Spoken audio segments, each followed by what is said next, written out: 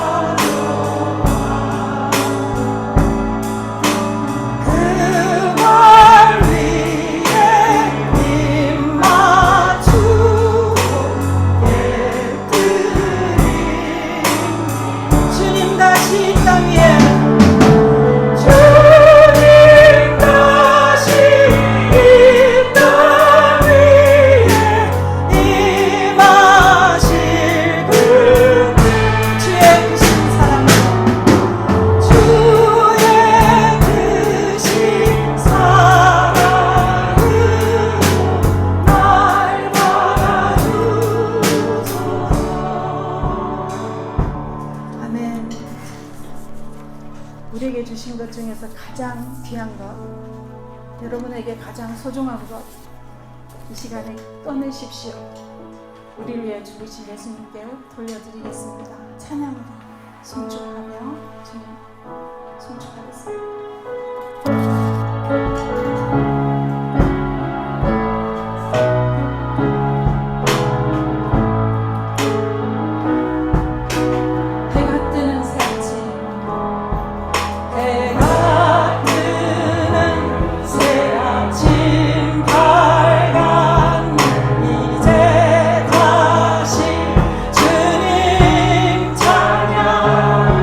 무슨 일이나 어떤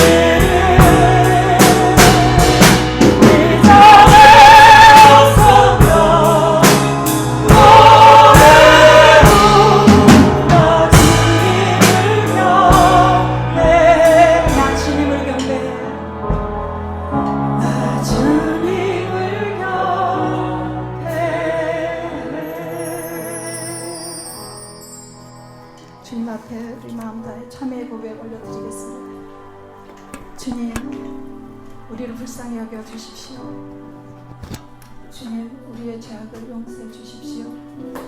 주님, 우리에게 은혜를 베풀어 주시옵소서. 나의 죄악을 주옵소서. 같이 나를 구하라. 왕이신 하나님을 전하 우리의 주인 되신 하나님을 경배하고 하나님의 신령을 주의 영광으로 찬양하시 우리 무너진 아버지 영원히 하나님의 말씀에 소생되어 하시옵소서. 주여 우리를 살려주시옵소서. 주여 우리를 회복시켜 주시옵소서. 주여 우리에게 세임을 주시옵소서. 다시 한번 예수 그리스도를 따라 멋진 세상에서 승리하며 살아갈 수 있도록 주여 우리의 말씀으로 우리를 살아가 주시옵소서. 주님 감사합니다.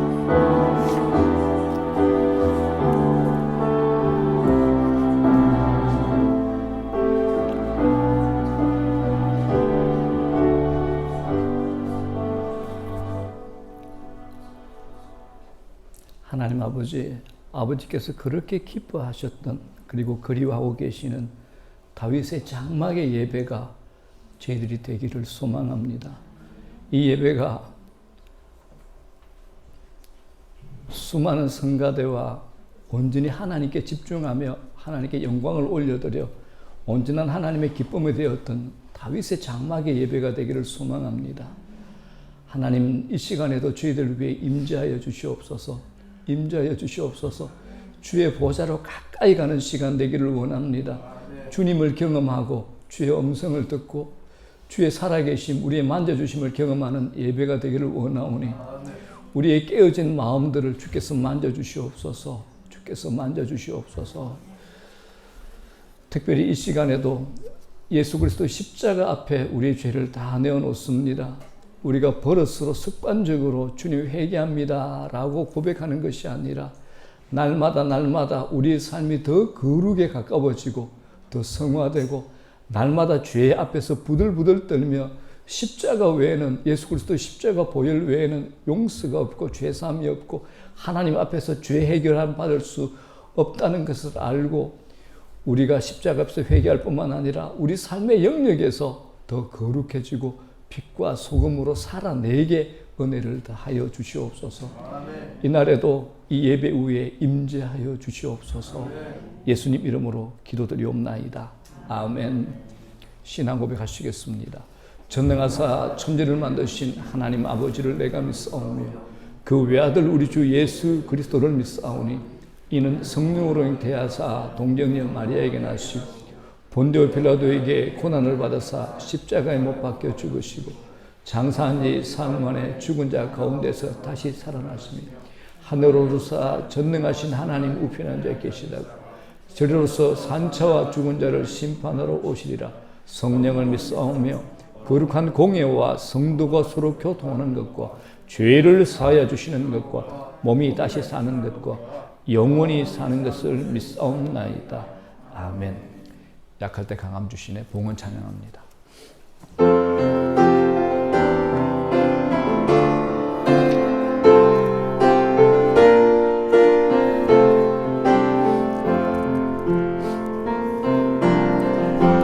약할 때 강함 주시네. 나의 보배가 되신 주, 주나의 모든 것. 주 안에 있는 보물을 나는 포기할 수 없네. 주 나의 모든 것. 예수 어린 양 존 귀한 이름.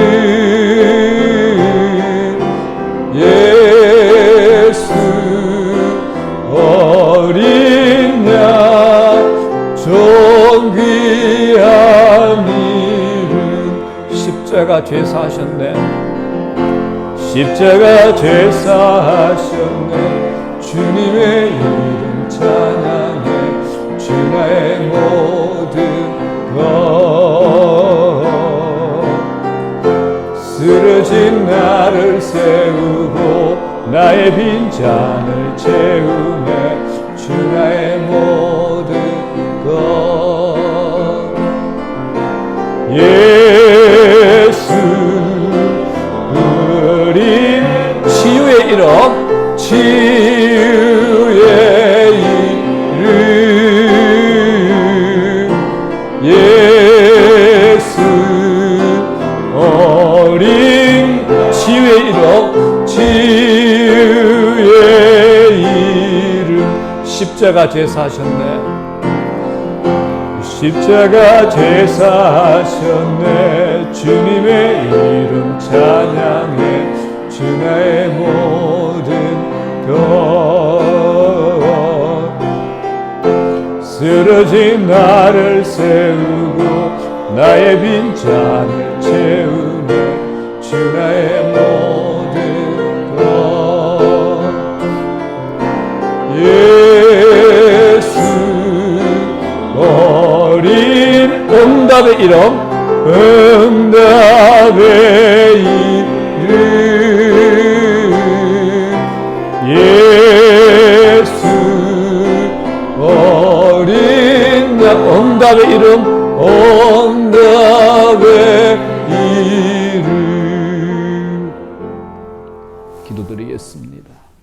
아버지 하나님 감사합니다.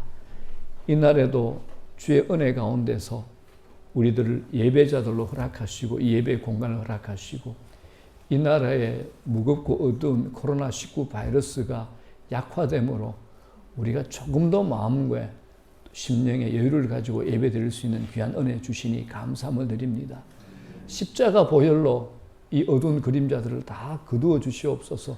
십자가 보혈로 이 나라와 모든 교회들에 있는 어두운 그림자들을 다 씻어주시고 우리의 사업장, 일터, 직장 가운데 있는 모든 어두운 것들을 다 걷어내 주시옵소서. 십자가로 주의 영광으로 주의 이름으로 빛이 날 수 있는 은혜를 다 하시옵소서. 이날에도 구분하여 드린 모든 손길들 위해 하나님의 것으로 갚아주시옵소서. 주님 앞에 이것을 올려드릴 때마다 하나님 우리가 이 땅을 살아가는 힘이 세상 사람들이 목숨처럼 붙드는 돈이 아니라 하나님입니다라는 하나님이 우리 삶의 모든 주인 되심, 역사 가운데 주권자이심을 믿고 고백하는 중심으로 주 앞에 올려드리오니 주님께서 기쁘게 받아주시옵소서. 교회는 이 물질을 정직하게 구별하여서 잘 사용할 수 있도록 하나님 은혜를 다하시고 불꽃 같은 눈 앞에서 두려움으로 이 물질을 사용할 수 있도록 구체적으로 개입하시고 간섭하여 주시옵소서. 감사합니다. 예수님 이름으로 기도드리옵나이다. 아멘. 하나님 말씀 오늘 두 군데를 좀 봐야 될 것 같습니다. 신약성경 누가복음 10장 38절에서 42절, 요한복음 12장 1절에서 3절 두 곳입니다. 마르다, 마리아, 나사로 이 가정에 있었던 세 가지 큰 사건 중에서 두 가지 사건을 오늘 말씀으로 나누고자 합니다. 자, 누가복음 10장 38절에서 42절 말씀. 신앙생활을 하신 분들, 성경을 읽으신 분들은 또 설교를 들어보신 적이 있는 분들은 이 말씀 익숙할 겁니다. 자, 저와 여러분들이 합독을 하겠습니다. 시작. 그들이 길 갈 때에 예수께서 한 마을에 들어가시며 마르다라 이름하는 자기 집으로 영접하더라. 그에게 마리아라 하는 동생이 있어 주의 발치에 앉아 그의 말씀을 듣더니 마르다는 준비하는 일이 많아 마음이 분주한지라 예수께 나아가 이르되 주여 내 동생이 나 혼자 일하게 두는 것을 생각하지 아니하시나이까. 그를 명하사 나를 도와주라 하소서. 주께서 대답하여 이르시되 마르다야 마르다야 네가 많은 일로 염려하고 근심하나 몇 가지만 하든지 혹은 한 가지만이라도 족하니라. 마리아는 이 좋은 편을 택하였으니 빼앗기지 아니하리라 하시니라. 아멘. 자, 요한복음 12장 1절에서 3절까지 말씀입니다. 신약성경 요한복음 12장 1절. 예수님께서 십자가에 달려 돌아가시기 6일 전에 있었던 이야기입니다. 요한복음 12장 1절에서 3절. 자, 다 같이 합독을 합니다. 6월절 엿새 전에 예수께서 베다니에 이르시니 이곳은 예수께서 죽은 자 가운데서 살리신 나사로가 있는 곳이라. 거기서 예수를 위하여 잔치할세 마르다는 일을 하고 나사로는 예수와 함께 앉은 자중에 있더라. 마리아는 지극히 비싼 향유 곧 순진한 나다 한 근을 가져다가 예수의 발에 붓고 자기 머리털로 그의 발을 닦으니 향유 냄새가 집에 가득하더라. 아멘.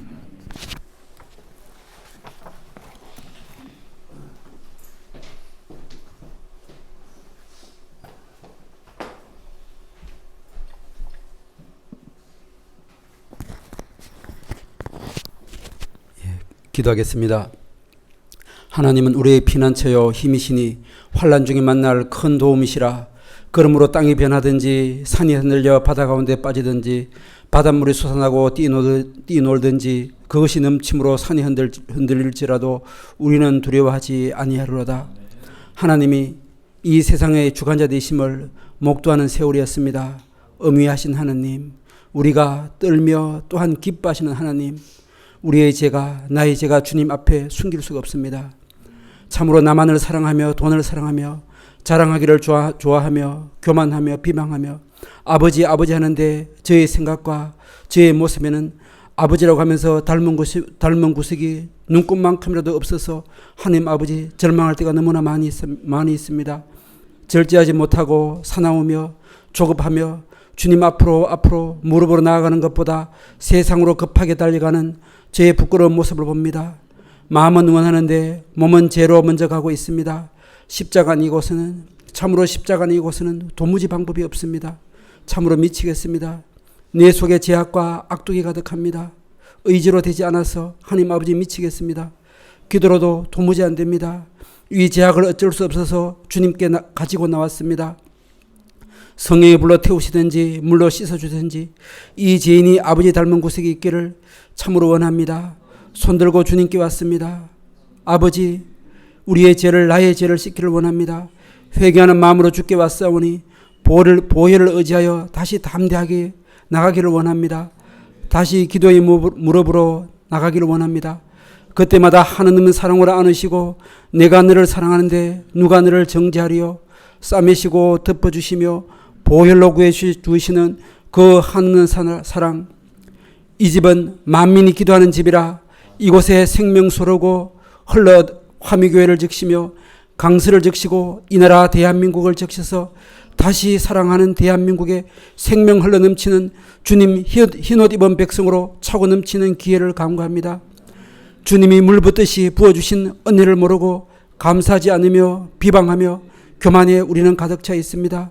화미교회의 찬양이 강물같이 흐르고 기도의 향기가 끊이지 않으며 장로님 그리하여 하나님 아버지 기동으로 더욱 강건케 하여 주시옵소서.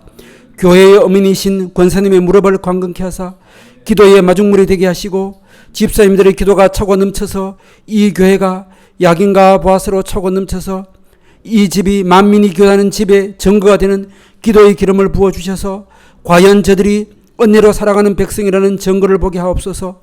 목자로 세우신 문정옥 목사님께 성령의 기름을 부어주시옵소서. 또한 아버지 하느님 손희성 목사님께 지혜와 지식의 말씀의 영을 물붓듯이 부어주시옵소서. 그래야 차고 흘러 넘치게 하여 주시옵소서. 이 땅의 다음 세대로 이 교회에 열정이 넘치게 하여 주시옵소서. 주님의 사랑의 증거가 되게 하여 주시옵소서. 하느님 감사를 그럼에도 불구하고 아버지께 올려드리며 변함없는 사랑이신 예수 그리스도의 이름으로 기도드리옵나이다. 아멘.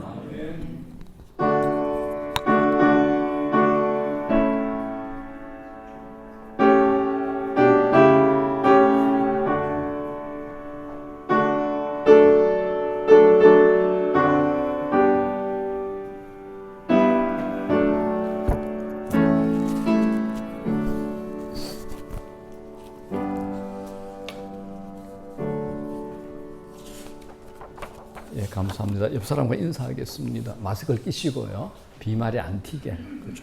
사랑하고 축복합니다. 예. 예. 자, 은혜 가운데 예배를 허락하신 하나님께 감사와 영광을 올려드립니다. 저희들 교회에서 광고 드린 대로 지난주 부활절 헌금만 한 150만 원 가량 나오신 것 같아요. 그래서 이건 전액을 선교사하고 저희들 가정 중에서 이제 코로나 바이러스 때문에 조금 어려운 가정들이 있어가지고 저희들 전액 다 나누도록 하겠습니다. 장로님과 어제 의논을 했기 때문에 그렇게 저희들이 순종을 하겠습니다. 코로나19로 인해서 저희들이 예배를 지금 3번 드리고 있습니다. 오늘 9시 30분, 또 11시, 그리고 토요일 오후 3시에도 예배를 드리고 있습니다. 왜냐하면 집에 이제 자제분들이 어머니 가지 마세요, 힘들잖아요 한데 예배가 너무 그리운 분들이 계셔가지고 안 되겠다 싶어서 토요일 날 제가 조금 오시라 했더니 너무 이제 기쁘게 오셔가지고 토요일 날 3시에 한 4-5분 오셔서 저하고 한번 또 예배를 드립니다. 그리고 이렇게 지금 세배를 3번을 드리고 있습니다. 자, 그리고 새벽 기도회와 금요 기도회는 정상 진행하고 있고요. 또 마스크 구입 어려우신 분은 교회에서 소량 지급해 드립니다. 이럴 때 여러분들 두려움에 흔들리지 마시고 지혜롭게 분별력 가지고 또 기도의 자리 꼭 지켜주시면 감사하겠습니다. 자, 오늘 하나님의 관점이라는 제목으로 말씀을 전합니다. 마르다, 그리고 마리아, 그리고 오빠 나사로, 이 세 남매가 거주하고 있는데 베다니 땅에 이 세 남매가 특별하게 하나님께 집중을 받았고 많은 칭찬을 들었습니다. 그래서 이 가정에 있었던 큰 2가지 사건을 오늘 저와 여러분들이 말씀을 통해서 은혜를 나누고자 합니다. 예수님께서 제자들과 함께 예루살렘 주변을 여행하시다가 오늘의 주인공 마르다와 마리아가 사는 베단이라는 촌에 이르게 됩니다. 이 베단이라는 동네는 예루살렘 수도죠. 예루살렘에서 2마일 정도 떨어졌습니다. 3.2km 멀지 않죠. 그래서 예수님께서 예루살렘에 오실 때마다 자주 베다니의 이 가정에 들러서 쉬시곤 하셨습니다.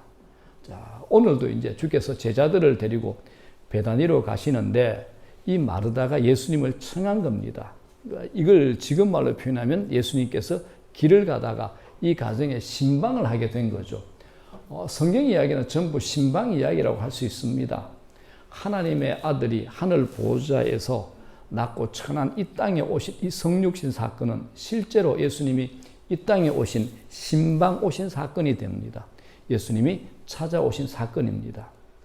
그래서 목회자들 기준에서 신방은 목회의 보병같이 굉장히 중요합니다. 전쟁이 일어나면 이제 공중전 하잖아요. 하늘에서 붙고 또 바다에서 아무리 격렬하게 붙어도 마지막 육군의 군홧발이 찍혀야지 이제 그 땅이 점령이 되는 겁니다. 똑같습니다. 그죠? 그만큼 신방은 목회의 중요한 기초가 되는 겁니다.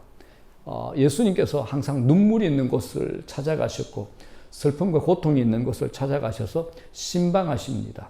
그런데 오늘 이 집을 신방하는데 그 안에서 무슨 일이 벌어졌는가? 우리가 이 현장 안으로 한번 들어가 보는 겁니다. 자, 38절 한번 보겠습니다. 시작.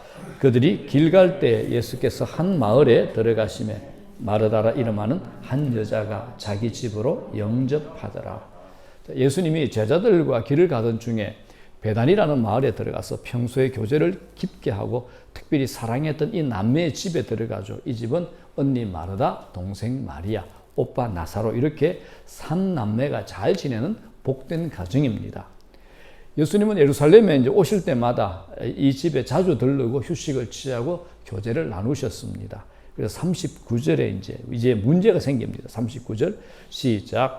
그에게 마리아라는 동생이 있어 주의 발치에 앉아 그의 말씀을 듣더니 40절 마르다는 준비하는 일이 많아 마음이 분주한지라. 이제 이때부터 문제가 생깁니다. 언니 마르다는 예수님과 그의 제자들을 대접하려고 부엌에서 분주하게 일을 하고 있는데 그때 동생 마리아는 예수님의 발치에 앉아서 예수님의 말씀을 듣고 있었던 겁니다. 이때 이제 동생 마리아도 예수님을 극진히 대접하고 싶은 마음이 있었던 것 같습니다. 우리 성경에 나오지는 않는데 이제 원문 성경을 보면 39절에 주의 발치에 앉아 그의 말씀을 듣더니라는 말 바로 앞에 헬라어 카이가 붙어 있습니다. 이게 또한이라는 이 카이라는 게 붙어 있습니다. 이 말은 우리는 그동안 교회에서 마리아는 예수님께서 말씀 전할 때 처음부터 거기 앉아서 말씀만 듣고 있었어. 이렇게 배웠는데 이 성경을 원어 그대로 해석하게 되면 자기가 할 일을 하면서 동시에 예수님 발 아래 앉아서 말씀을 들었다. 이렇게 해석이 되는 겁니다. 근데 여기서 이제 이상한 게 하나 눈에 띕니다. 동생 마리아가 예수님 발치에 앉아서 말씀을 듣는다는 것을 오늘 누가복음의 저자 누가가 일부러 구체적으로 묘사를 합니다. 이건 당시 유대 율법, 유대 랍비 전통에 어긋나는 겁니다. 예수님이 랍비죠, 그죠? 왜냐하면 당시 유대 랍비들은 여자들을 지도하지 않았습니다. 여자들 지도 안 했죠. 당시 여성들은 말씀을 배울 수도 없었습니다.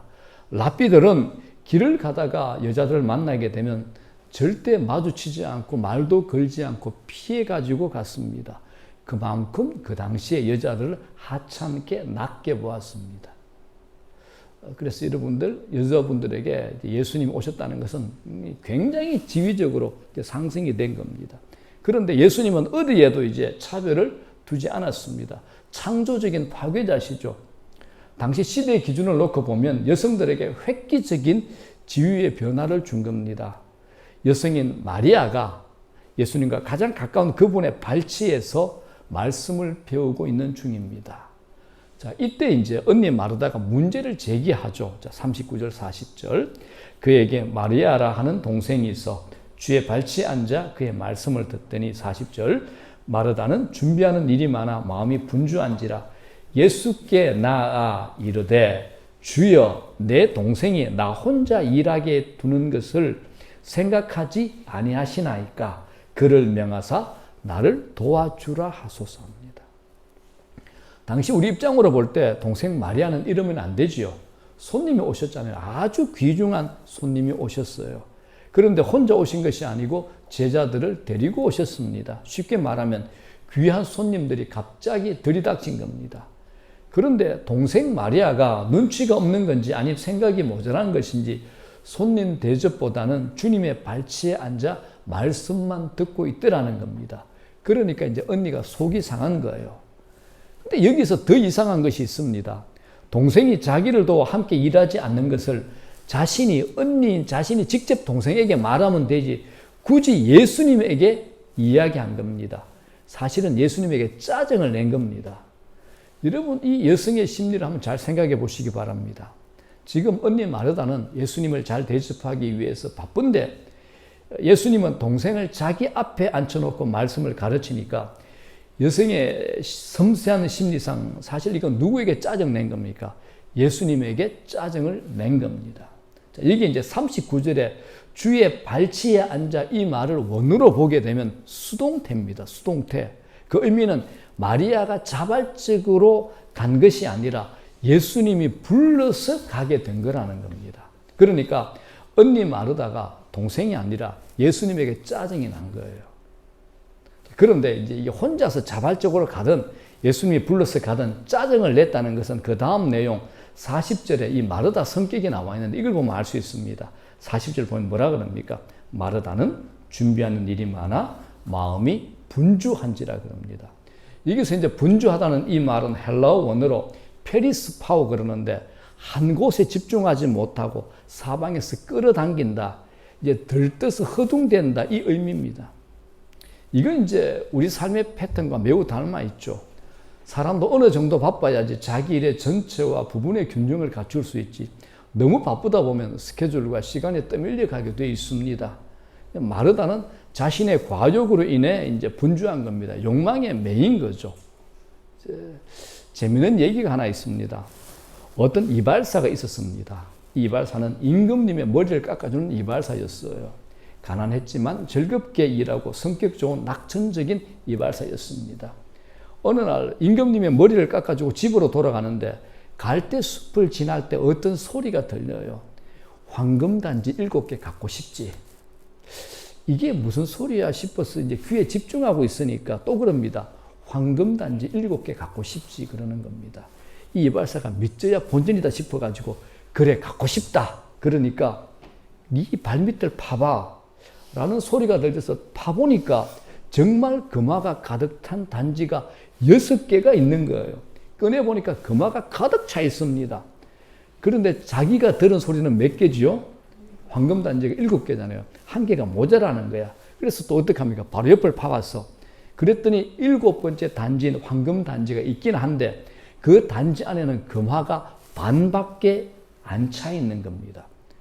황금단지 7개 얘기를 들었는데 6개 반밖에 가지 못했으니까 아쉽고 모자라고 이 도둑놈 심보죠. 그죠? 손해본다는 생각이 딱 들었던 거예요. 그때부터 이제 자기가 가지고 있는 모든 것을 팔아 금화 1개를 또 집어넣고, 그리고 임금님은 머리 깎는 본업 외에 시간만 나면 가수원에 가서 아르바이트 하는 겁니다. 잠도 못 자고 모은 돈으로 금화 1개를 사서 또 집어넣는 거예요. 이 재미로 사는 겁니다. 그런데 마음에는 찰까요, 안 찰까요? 안 차더라는 겁니다. 어느 날 임금님이 부릅니다.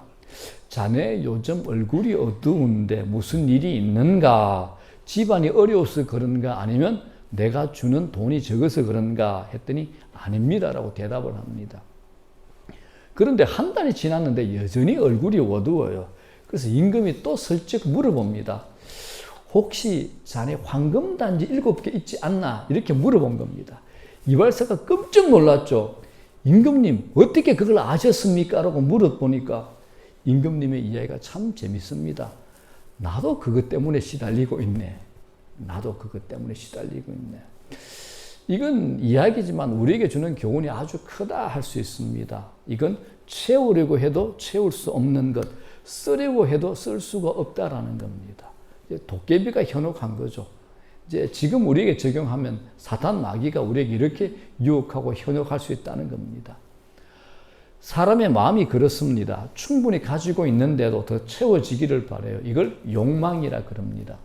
여러분, 욕망의 가장 큰 속성이 뭔지 아십니까? 절제하지 못하도록 하는 겁니다. 절제가 안 되도록 만드는 겁니다. 우리 모두가 마르다처럼 절제가 안 되는 부분을 가지고 있다는 겁니다. 죄는 아닌데 초점이 없이 바쁘고 분주한 삶을 우리에게 지적합니다. 자, 여기에 대한 해결 메시지를 예수님이 우리에게 오늘 가르쳐 주는 겁니다. 우리가 어떻게 살아야 되는가? 40절 한번 읽어볼게요. 시작. 예수께 나아가 이르되 주여 내 동생이 나 혼자 일하게 두는 것을 생각하지 아니하시나이까? 그를 명하사 나를 도와주라 하소서. 언니 마르다가 성질이 나가지고 예수님께 불평하듯이 말하는 거죠. 예수님, 내가 분주하고 힘드니까 내 동생을 시켜서 저를 좀 도와주라고 하십시오. 자, 이 부탁에 대한 예수님의 평가가 오늘 사건의 제일 중요한 메인 포인트가 되는 겁니다. 자, 41절, 42절. 자, 시작.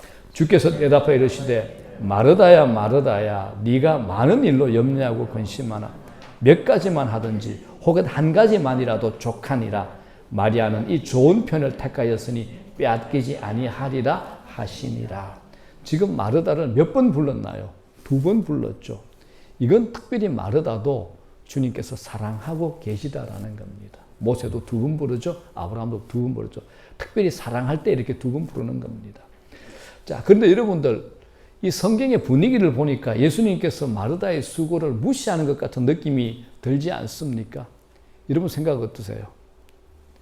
제가 이제 질문만 하게 되면 여러분들이 자꾸 이상한 상상을 하는 것 같아요. 답을 알고 있는데 뻔한 것을 목사가 묻지는 않을 텐데 이런 생각을 하는 것 같아요. 제가 지난주에 가룟 유다가 악질이야 아니면 베드로가 악질이라는 질문했을 때 제가 베드로가 십자가 현장의 정황상 더 악질이다 이 얘기를 했습니다. 그런데 그 질문에 대한 배경 설명과 정황, 객관성을 빼버리면 우리 목사님은 가룟 유다보다 베드로가 더 나쁘다고 해. 이건 이단이야.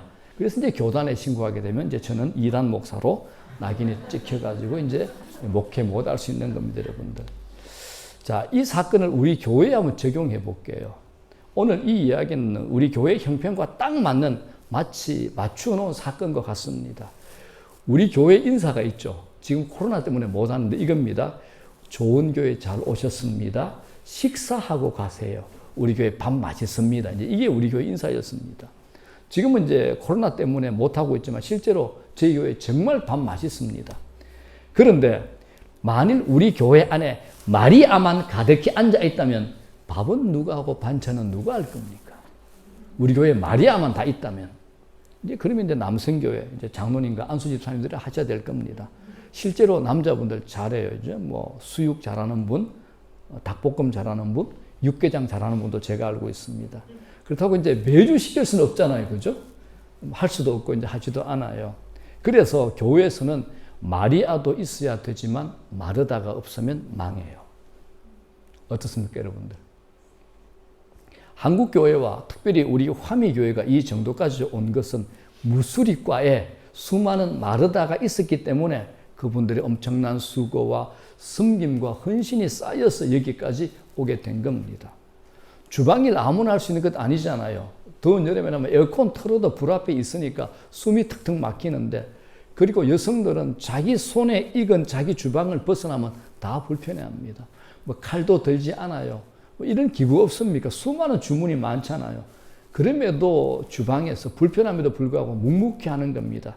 그러니까 마르다가 없으면 안 된다라는 겁니다. 우리가 모두가 다 성경 들고 예수님 발 앞에 앉아가지고 말씀만 듣겠다고 하면 밥은 누가 하나요?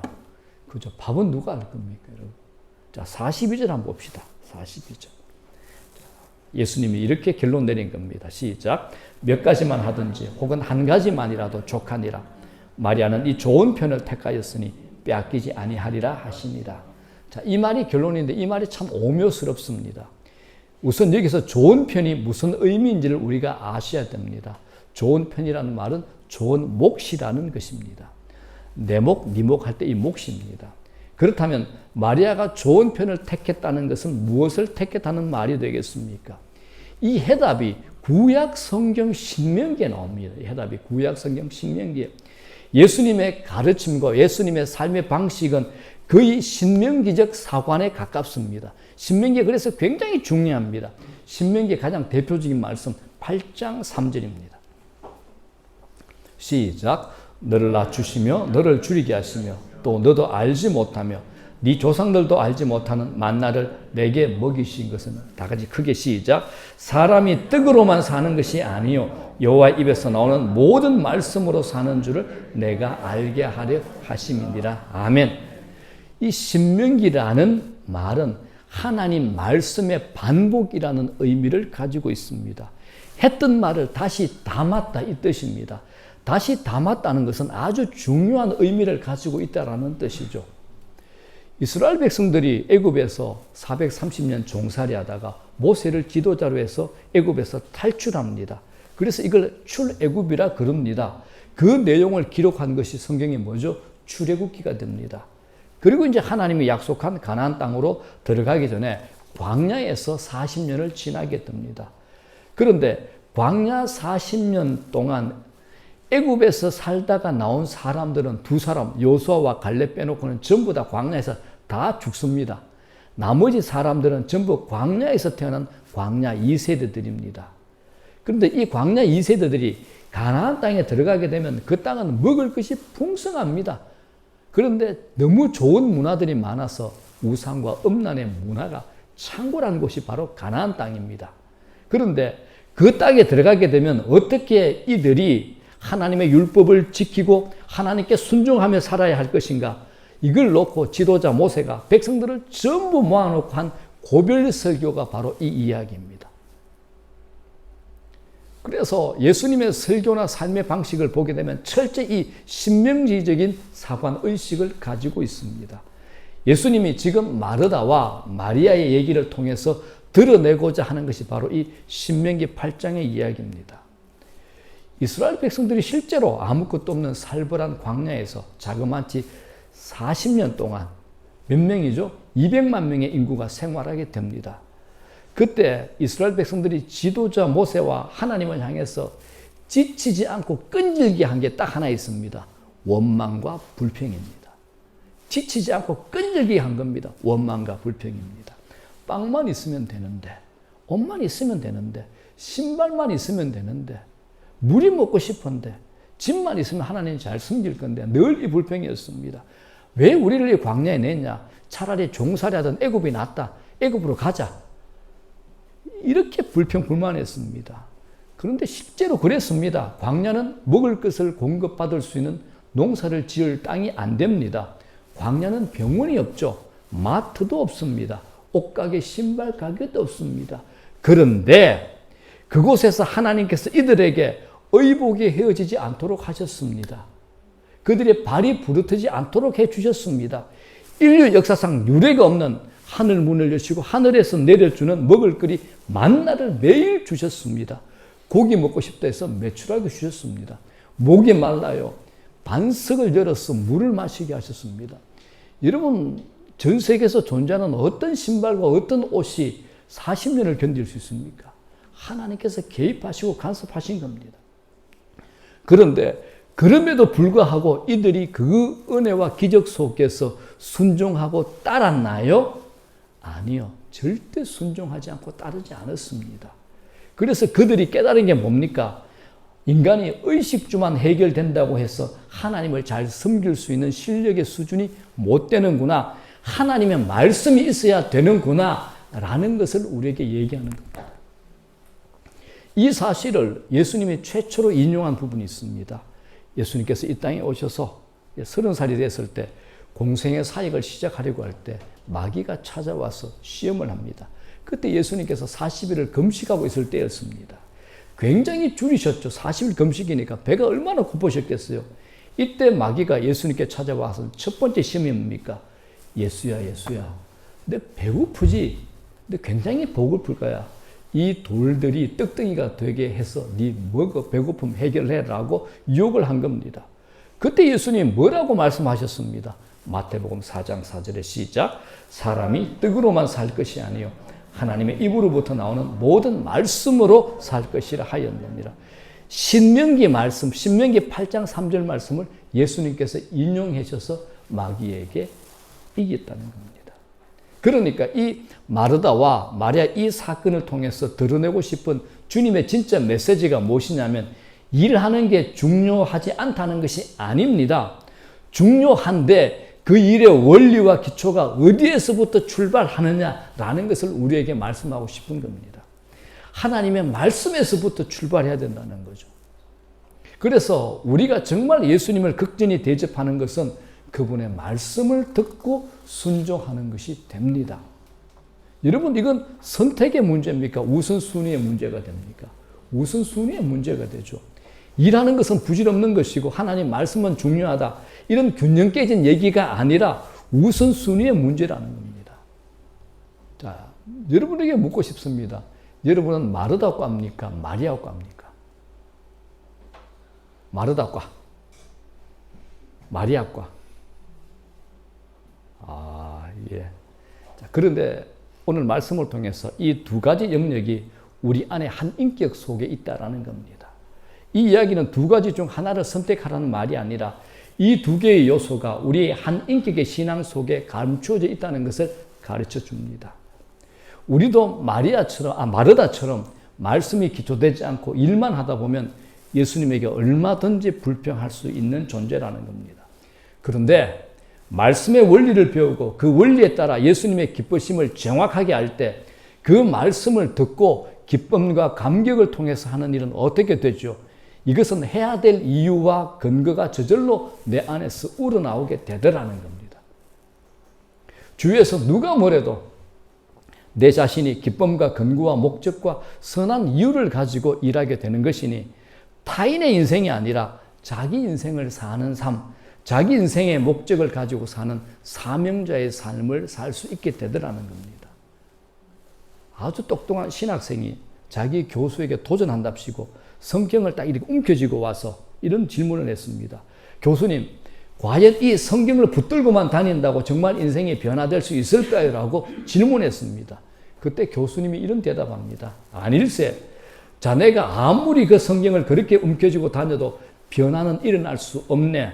그러나 그 성경이 자네를 붙들기 시작하면 그때부터 자네는 변화할 것이라고 얘기합니다. 성경이 자네를 붙들기 시작하면 이것이 해답입니다. 사도 바울도 우리들에게 이 땅의 삶과 이 땅의 영적 전쟁에서 승리하려면 에베소서 6장에서 이렇게 얘기합니다. 성령의 검, 뭐라 그럽니까? 하나님의 말씀을 가지라 그럽니다. 하나님의 말씀. 하나님의 말씀은 공격용 무기입니다. 성령의 검입니다, 여러분들. 보이지 않는 길, 무슨 일이 닥칠 수 없는 현실, 거짓되고 헛된 신기루의 유혹, 이런 모든 것들을 분별하고 길을 찾을 수 있는 최고의 방법이 뭐냐? 말씀을 묵상하고 말씀에 붙잡히는 겁니다. 이 시대 최고의 영성신학자죠. 얼마 전에 이제 소천하셨는데 메시지 성경의 저자 유진 피터슨의 이 책을 먹으라라는 책의 내용 중에 우리에게 아주 크게 도전을 주는 내용이 나옵니다. 우리가 말씀 묵상이라는 얘기를 하는데 묵상이라는 단어는 히브리어로 하가라고 하는데 영어로는 그라울인데 이게 어르렁거리는 모습입니다. 이거 알죠, 여러분? 굶주린 사자가 먹이를 움키고 어르렁거리면서 그 뼈까지 핥고 있는 모습, 이게 묵상의 태도라는 겁니다. 이게 묵상입니다. 굶주린 사자가 먹이를 움키고 어르렁거리며 그 뼈까지 핥히고 있는 모습, 그게 바로 묵상이 되는 겁니다.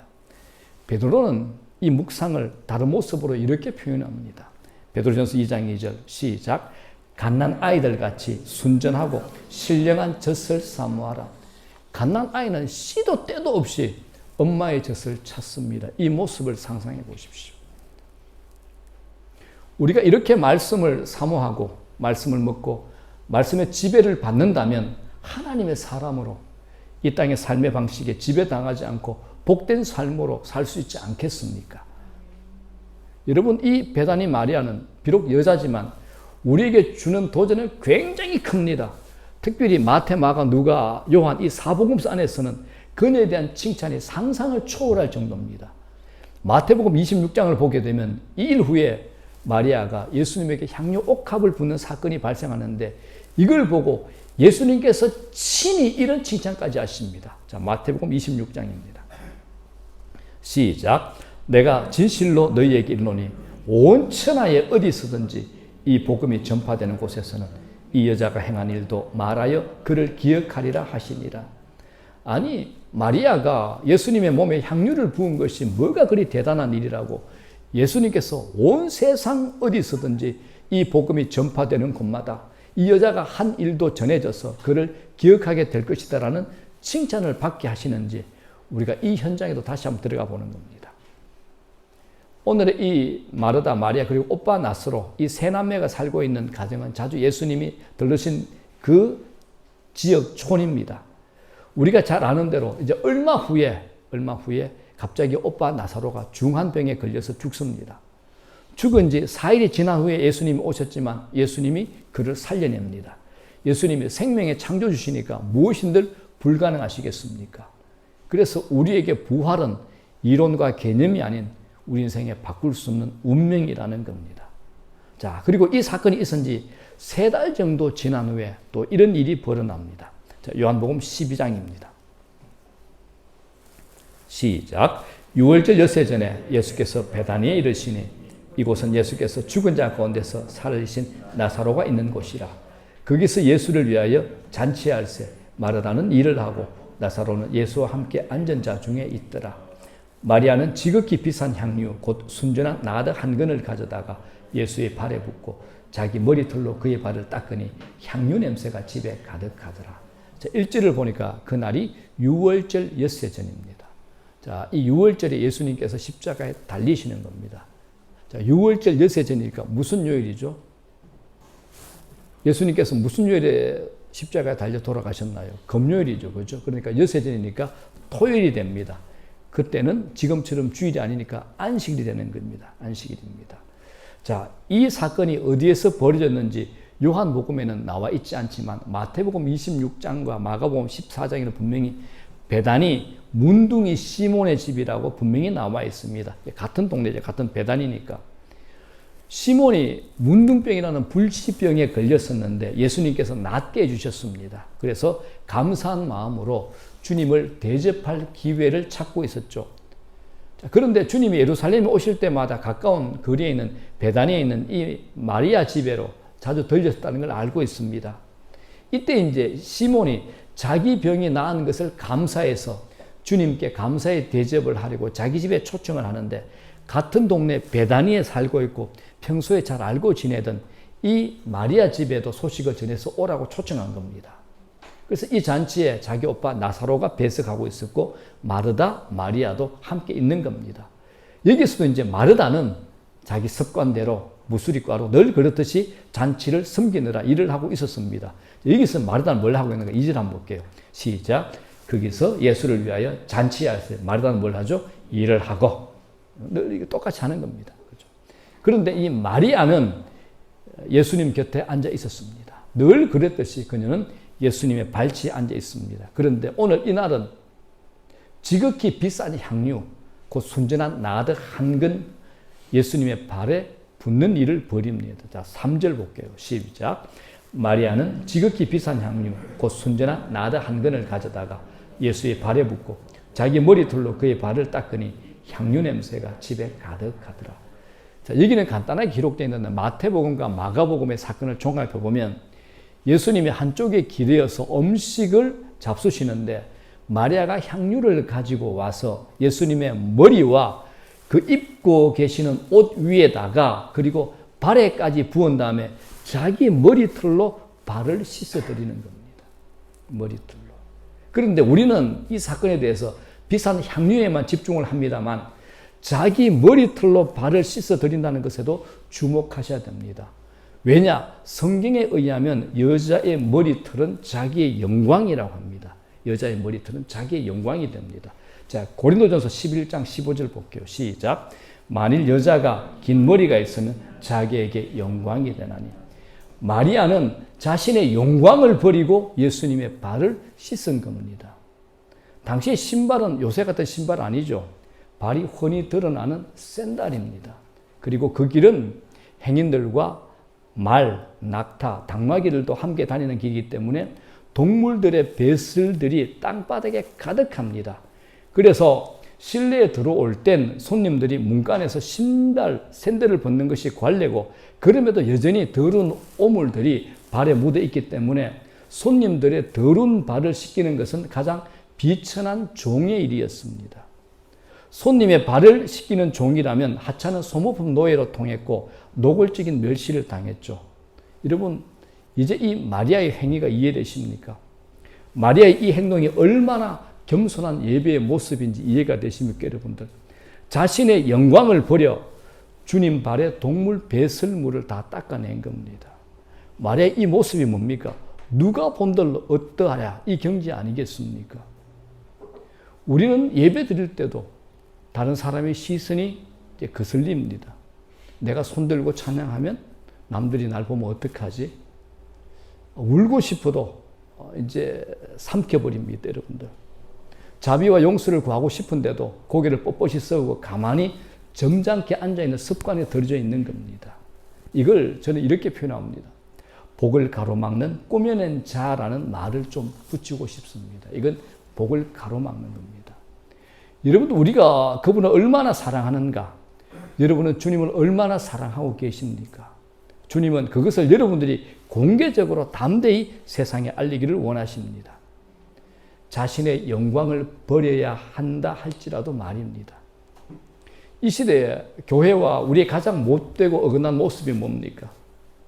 내 자존심, 내 영광, 내 명예, 내 이름 절대 포기하지 못하는 건 아닙니까? 하나님의 이름, 하나님의 영광, 하나님의 명예가 욕을 당한다 하더라도 말입니다.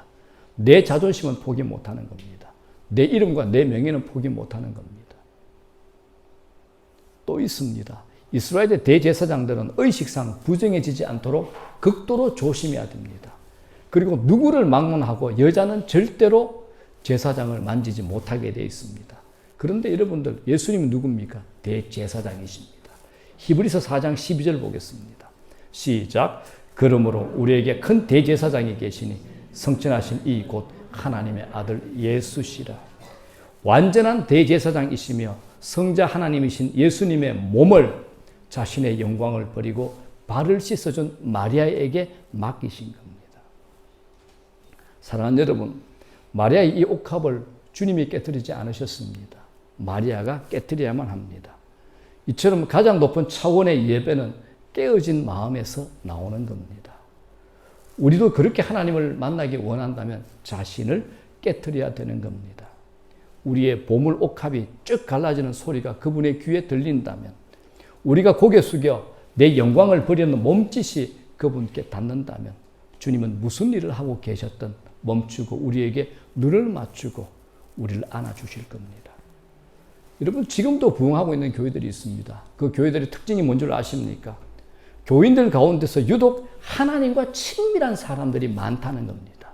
하나님과 친밀한 사람들입니다. 그들이 그렇게 된 근본적인 이유가 뭐냐? 그들이 깨어진 자들이라는 겁니다. 깨어진 자들입니다. 우리의 심령이 깨질 때 하나님의 귀와 시선이 우리에게 향합니다. 그분을 향한 우리의 사랑이 다른 사람들의 시선에 대한 두려움을 능가하게 될 때 그 일이 시작이 됩니다. 여러분, 우리가 체면 차리면서 하나님의 얼굴을 구할 수는 없습니다. 체면 차리면서. 잊지 마십시오. 남의 간증 가지고 자신의 신앙에서 재활용하지 마시고 자신의 간증을 만들어내셔야 됩니다. 자신의 간증이 있어야 된다는 겁니다. 우리 영광의 끝이 하나님의 영광의 시작입니다. 내 영광의 끝이 하나님의 영광의 시작이라는 겁니다. 여러분, 예배는 내가 은혜 받았습니다. 내가 좋았습니다. 이게 아니죠. 하나님께서 좋았다. 이게 돼야 되는 겁니다.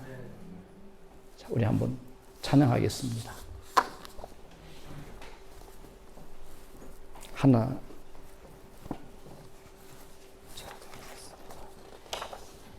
하나님의 사랑을 사모하는 자.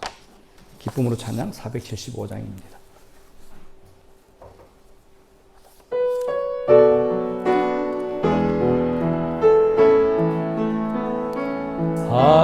하나님의 사랑을 사모하는 하나님의 평안을 바라보는 자 너의 모든 것 창조하신 우리 주님이 너를 얼마나 사랑하시는지 하나님께 찬양과 하나님의 선하심을 닮아가는 자 너의 모든 것 창조하신 우리 주님이 너를 잘 사모시네 하나님 사랑의 눈으로 하나님 사랑의 눈으로 너를 어느 때나 바라보시고 하나님 인자한 귀로서 언제나 너에게 기울이시니 어두움에 밝은 빛을 비춰주시고 너의 작은 신음에도 응답하시니 너는 어느 곳에 있든지 주를 향하고 주만 바라보지라 하나님 사랑의 눈으로 하나님 사랑의 눈으로 너를 어느 때나 바라보시고 하나님 인자한 귀로서 언제나 너에게 기울이시니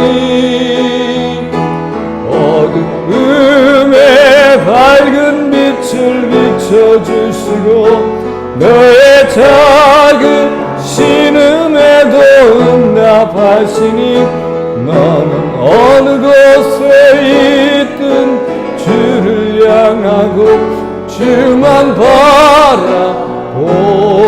바라볼지라 주만 바라볼지라 주만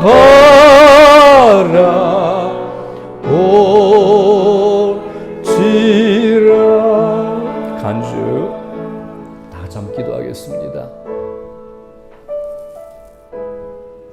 우리 다들 너무 바쁩니다. 사실은 우리 모두가 마르다처럼 바쁜 사람들입니다. 분주합니다. 주님이 우리에게 말씀하십니다. 이 삶의 우선순위가 뭐야? 예수님께서 친히 신명기적인 의식과 사관을 가지고 사셨고 가르치신 것처럼 사람이 떡으로만 살 것이 아니요 하나님 말씀으로 살 것이라는 것을 우리에게 말씀하고 계십니다. 시작이 말씀이라야 됩니다. 내가 하나님 말씀에 사로잡혀 본 경험이 있는가? 말씀이 나를 압도해 본 경험이 있는가? 말씀에 사로잡혀서 그것을 먹을 때 꿀송이처럼 달게 느껴지고 그 말씀 때문에 세상을 뛰어넘는 그런 기쁨을 경험한 적이 있는가라고 우리에게 물어보는 겁니다. 묵상하가 사자가 굶주린 사자가 먹이를 먹는 그런 모습, 어린아이가 엄마 젖을 달라고 아우성치는 그런 모습, 그 묵상, 그렇게 집요하게 집중하게 하나님 말씀을 사모한 적이 있는가 우리에게 물어보는 겁니다. 우선순위에 내가 뭐가 있느냐고 우리에게 물어보는 겁니다. 그리고 우리에게 이 마리아의 삶을 통해서 깨어진 마음을 요구합니다. 너 은혜 받았지? 너 좋지? 그것보다 내가 좋아야 돼 라고 얘기하는 겁니다. 내 영광을 버려서 주님의 영광을 먼저 생각할 수 있는가 우리에게 물어보는 겁니다. 네 영광이 먼저잖아. 네 명예, 네 이름, 네 자존심이 먼저잖아. 우리 그렇게 사실 못 삽니다. 오늘 이 말씀을 통해서 우리 삶의 우선순위가 뭔지, 왜 우리가 마리아처럼 되고 싶은 이런 욕심은 있는데 살아내지 못하는 건지, 내 관점이 아니라 하나님의 관점으로 우리에게 어떻게 말씀하시는지 우리가 정직하게 이 말씀 붙들고 기도할 수 있으면 좋겠습니다. 다 같이 주여 하신 후에 한번 기도하겠습니다. 주여! 아버지 하나님, 아버지 하나님, 하나님을 사모하기를 원합니다. 아버지, 사람의 떡으로만 살 것이 아니에요. 하나님 입에서 나오는 말씀으로 살 것이라 말씀하셨습니다. 주의 말씀에 사로잡힌 저희를 되기 원합니다. 말씀에 사로잡힌 저희들, 말씀에 사로잡힌 저희들, 하가 말씀에 사로잡힌 저희들 되기 원합니다. 말씀 우리 삶의 우선순위가 되게 하여 주시옵소서. 말씀에 붙들려 살게 하여 주시옵소서. 말씀에 붙들려 살게 하여 주시옵소서. 성령의 금 하나님 말씀을 붙들고 살게 해 주시옵소서. 아버님 말씀을 묵상하고 말씀이 우리 삶의 주의 우선순위가 되게 하여 주시옵소서. 하나님 아버지, 그리고 마리아처럼 아버지 내 영광을 버려 주의 이름, 주의 영광 붙드는 저희들 되길 원합니다. 아버지 내 삶에 주의 명예, 주의 이름을 생각지도 않고 내 자존심, 내 명예, 내 이름 위에 살았습니다. 오늘 마리아가 자기의 영광을 버려서 주의 영광을 취했습니다. 하나님, 우리도 내 영광 버려 주님의 영광을 취할 수 있는지 저희들 될 수 있도록 은혜를 다하시옵소서. 우리가 입으로는 주님 사랑합니다, 헌신합니다, 말합니다만 내가 내 영광을 버릴 수 있는가, 내 이름을 버릴 수 있는가, 내 명예를 버릴 수 있는가, 내 자존심을 버릴 수 있는가, 하나님 이름 때문에, 하나님 명예 때문에 이걸 버릴 수 있는가. 아버지 사적으로 죄를 내게 해주시옵소서. 은혜를 주시옵소서. 은혜를 주시옵소서. 지금은 우리 주 예수 그리스도의 크신 은혜와 하나님 아버지의 다함이 없으신 크신 사랑하심과 성령님의 위로교통 내주 충만 역사하심이 오늘 고개 숙인 당신의 백성들 한 사람 한 사람 머리 위에와 우리 교회 위에, 우리 각자의 가정 안에, 우리의 사업장, 일터, 직장 위에, 이 나라 이 민족 위에 모든 선교사들 머리 위에 지금으로부터 영원토록 함께 하시기를 간절히 축원하옵나이다. 아멘.